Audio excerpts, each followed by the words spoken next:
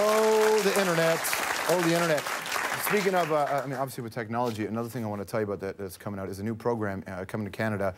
You may have heard of the one laptop per child idea. This idea is to get laptop in the hands of the poorest kids around the world. It's already in place in about 30 countries, and now it's coming to Aboriginal communities in this country. And the woman who's making it all happen is Belinda Stronach, and she joined us. Nice to see you. Nice to see you too. How are you? I'm very well, thanks. Excellent. What does it say about where we are, where we need this in this country? Well, we do need it because, first of all, Aboriginal youth are by far our fastest growing young population in this country. And when you look at high school completion rates, they're less than half of non-Aboriginal youth. So that says we really need to focus on our young people. We need to focus on, I believe, education.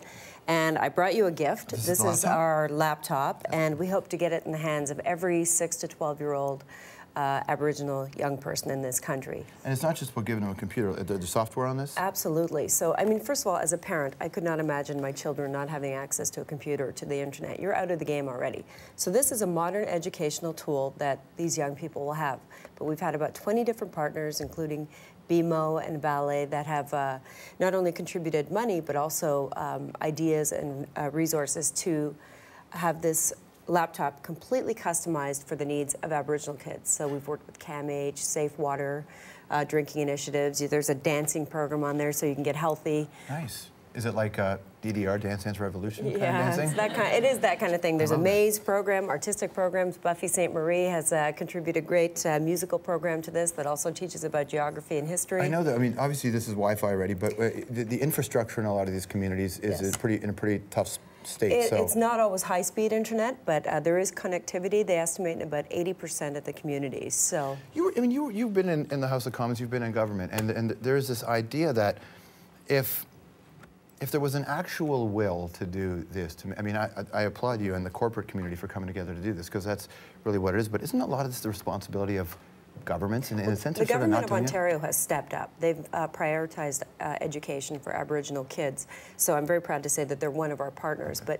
But absolutely, if there's a will to do something and to change it, you know, government has to be at the table as well. And we're working with various ministers' offices in the federal government to show them the merits of this program, and hopefully they will come on side in the future. When you were in government, I'm sure you were, a lot of this stuff was brought towards you, maybe not the laptop idea, but did you get a sense that there was actually going to be an ability to do anything about this on a federal level? There's always the ability, but the ability requires leadership. And the Aboriginal community, we're working very closely hand in hand with the Aboriginal leaders, with community leaders, with teachers, and they definitely want it.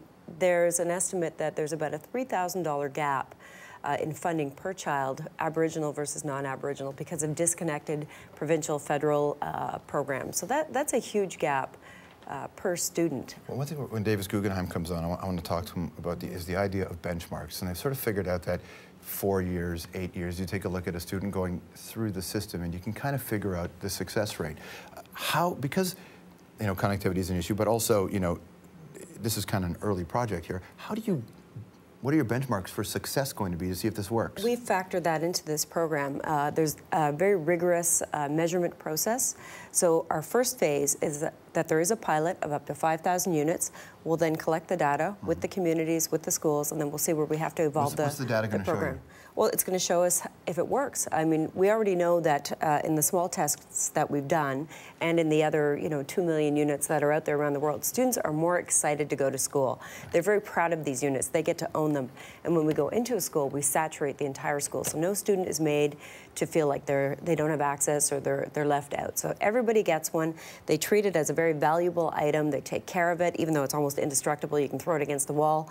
And they're very proud of it. They take it home to their parents. You can load 100 books onto this. It can be solar powered in certain circumstances.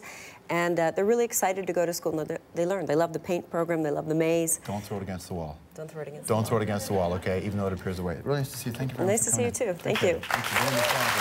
All right, up next, the guy really makes you think about global warming. Now makes you think about the education system. We'll build on some of this. The Wedding for Superman, Davis Guggenheim will be here right after this.